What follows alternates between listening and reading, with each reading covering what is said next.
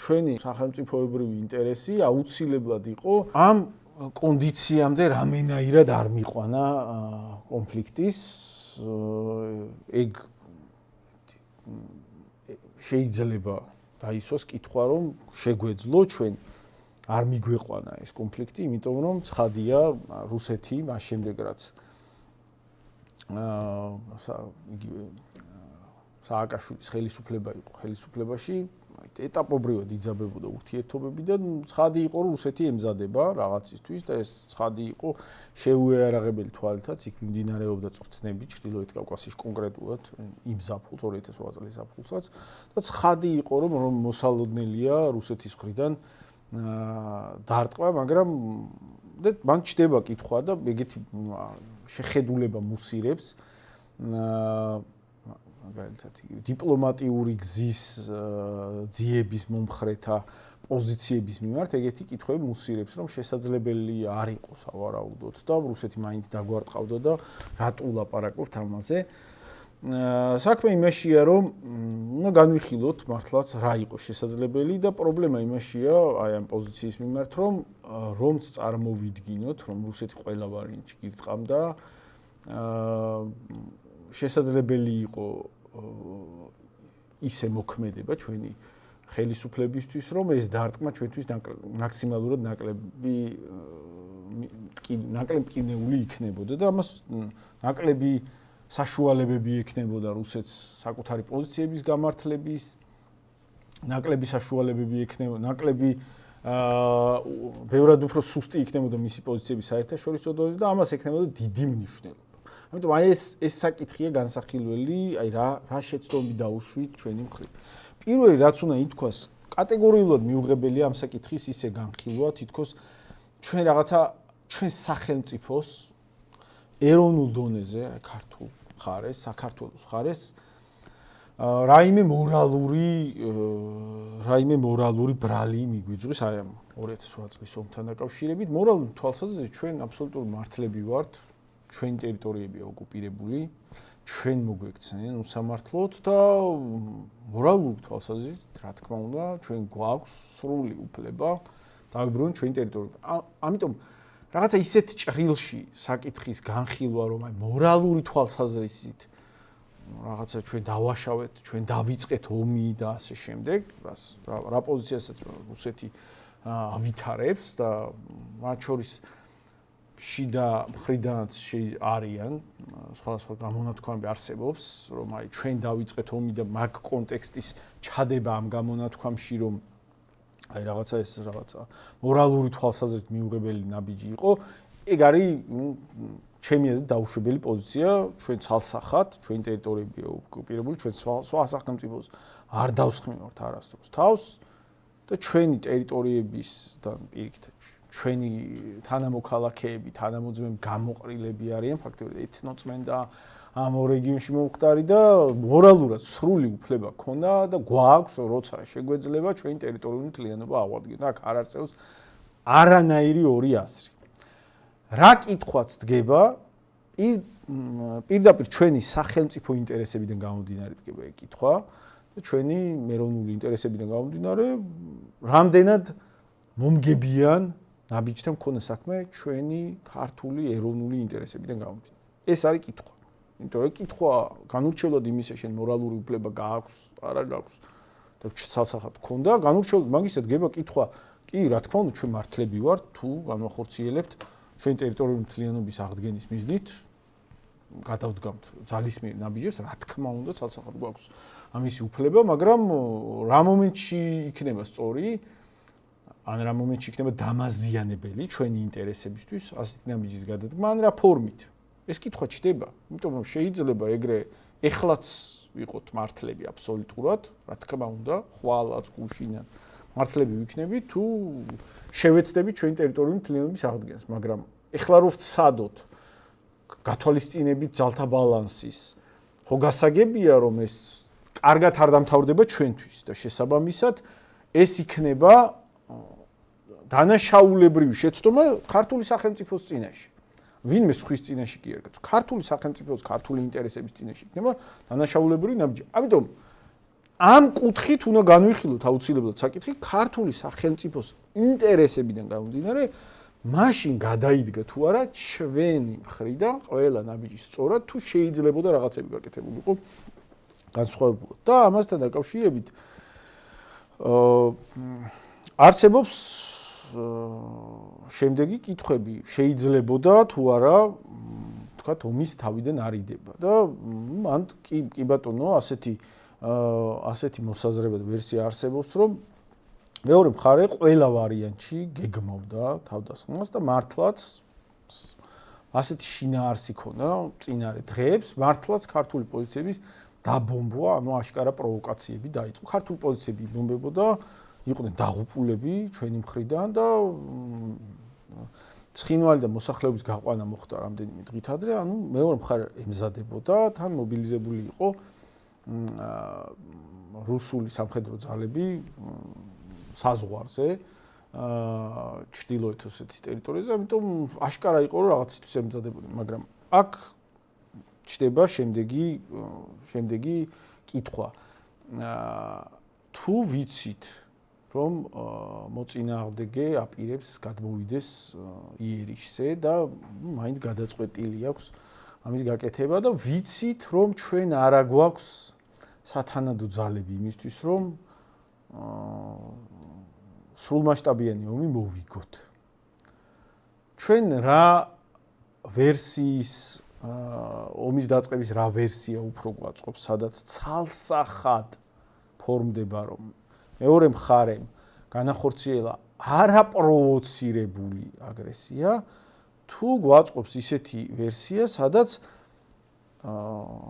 რაღაც კადრებით, შენი განცხადებებით იქ რაღაც საარტილერიო დაბომბვის კადრები იქნება თუ სხვა მსგავსი კადრებით, შენ დაგაბრალებს საბოლოო ჯამში მოწინააღმდეგე ომის დაწყებას, ამას ტალიავილის კომისიის სახით შენივე მოკავშირეები ხელს მოუწერენ და ამ ფორმატში მაინც განწირული იყავი და დამარცხდები რამდენიმე დღიან ომში. თუ გარკვეული იყო რომ ჩვენ და ეს უნდა გარკვეული ყოფილიყო სამხედრო სპეციალისტებისთვის, ეს უნდა ყოფილიყო ცხადი მათი საქმეა, ხო, ეს რომ ჩვენ რა ძალთა ბალანსი გვაქვს და რამდენი ხანი შევძლებთ წინააღმდეგობის გაწევას. რამდენი ეფექტურად შევძლებთ წინააღმდეგობის გაწევას და თუ ცხადი იყო და უნდა ყოფილიყო რომ დიდხანს ვერ შევძლებდით, მაშინ ამოცანა უნდა ყოფილიყო რაც შეიძლება თავდაცვით მდგომარეობაში ჩადგომა ისე, რომ მოსახლეობა რაც შეიძლება დროზე გამოგვეყვანა, რაც შეიძლება ნაკლები დანაკარგის მიღების ამოცანით და არანაირი კადრი, არანაირი საშუალებით, არანაირი განცხადებით არ მიგვეცა მოწინააღმდეგისთვის ისე ინტერპრეტაციის ფორმის მისაცემად, რომ აი ჩვენ გადავედით შეტევას. ეს ხო ცალსახა ამოცანა იყო. ცალსახა ამოცანა, რომელსაც ყარნახობს ჩვენი სახელმწიფო ინტერესი. და მან ჩდება კითხვა, ეს საარტილერიო ჩვენი რაღაცა დაბომბვის კადრები, რაღაც გრადების მუშაობის კადრები, რომელსაც ჩვენივე მხარე ნაცებზე მომუშავე ტელევიზიები იღებენ. ეს რისთვის იყო საჭირო? ამაზე პასუხი არ უნდა გაეცეს. საერთოდ რაში იყო საჭირო, რომ თავდაცვით ზღუდეების, აგების და ხალხის გამოყვანის გარდა რაიმე სხვა ნაბიჯები გადავდგით, მაგრამ თან ამ ნაბიჯების გარდა რაში იყო საჭირო ჩვენ თვითონ რაღაცა ვიზუალური არგუმენტები მიგვეცა მოწინააღმდეგისთვის იმისა, რომ თითქოს ომი ჩვენ დავიწყეთ. რა საჭირო იყო განცხადება გენერალი ყურაშვილის, რომ აი ახლა იწყება საკონსტიტუციო წესრიგის აღდგენა. ან მან ხო არ ითქვა არსად, რომ აი მოწინააღმდეგე შემოვიდა და თავს ვიცავთ.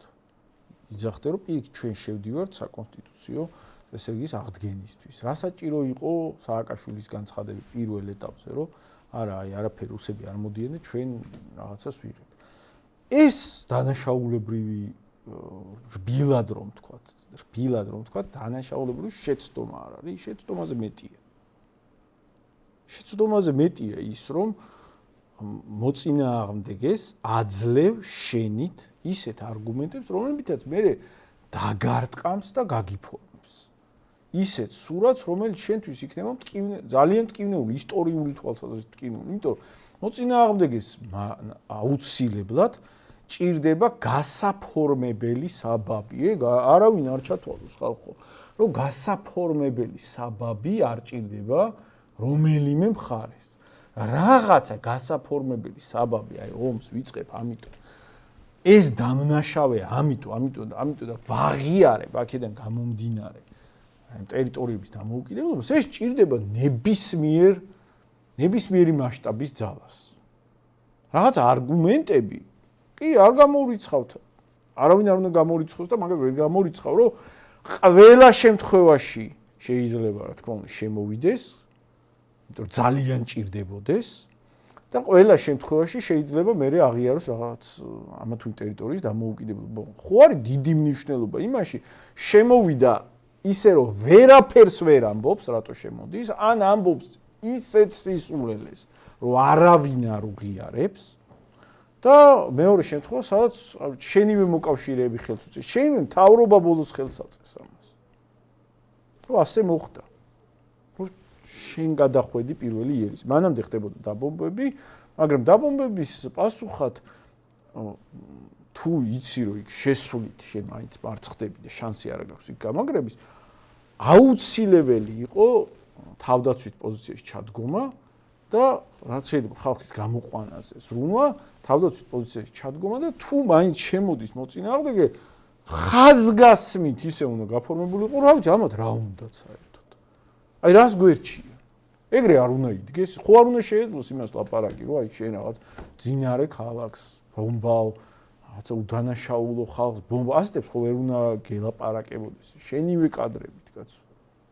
ამიტომ მე იყო უმძიმესი შეცდომები.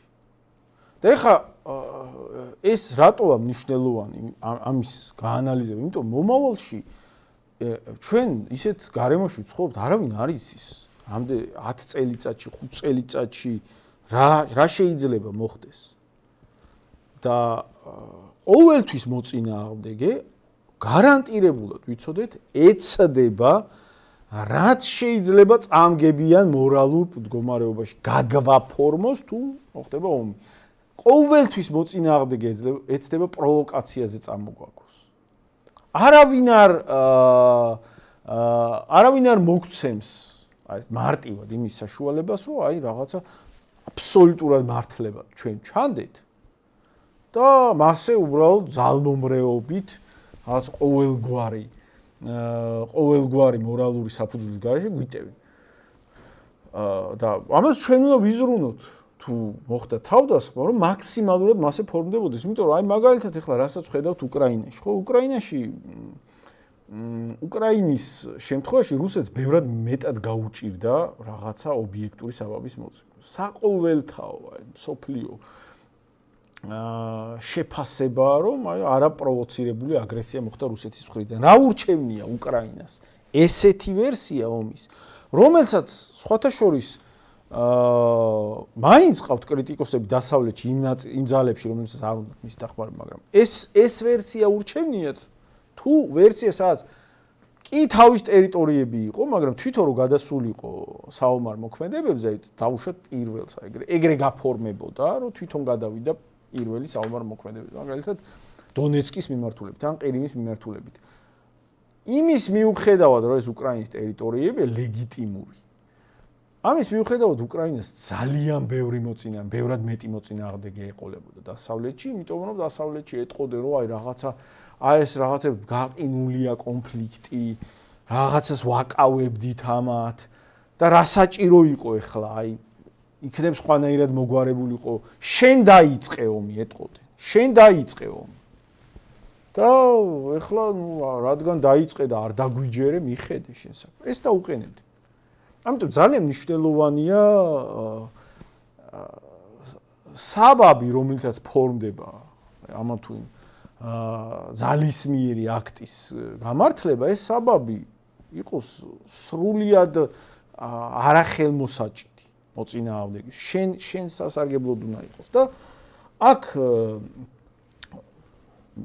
ერთი რო აი უშუალოდ ომის პირველი დღეებში მოხდა ჩვენი ხელისუფლების იმდროინდელი ხელისუფლების მხრიდან მძიმე შეცდომების დაშვება და არ ვიცი ეს აქ შეიძლება სხვანაირი მსჯელობა მიდიოდეს რა იყო მიზეზი ამნაირი შეცდომების მაგრამ ცდარი იყო არა მხოლოდ უშუალოდ წინა საომარი დღეების ქმედებები არამედ ძალიან ცდარი იყო მთელი რამდენიმე წლიანი პოლიტიკა რომელსაც ჩვენი ხელისუფლება ატარებდა